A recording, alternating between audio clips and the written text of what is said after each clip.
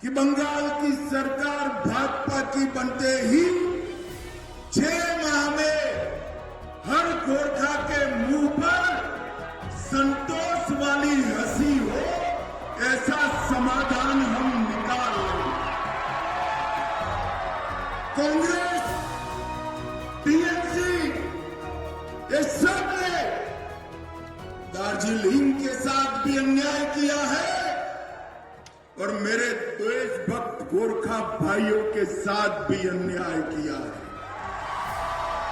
मैं 9 साल से यहां आता हूं। मैं आज आपको वादा कर कर जाता हूं, कमल फूल की सरकार बनते ही 6 माह के अंदर 10 को चुनी 10 को पुरानी गोरखा समस्या का गोरखाओं के हिसाब से समाधान करके जाएगा। पॉलिटिकल वार्तालाप, सत्य ও বিতর্কের কণ্ঠস্বর।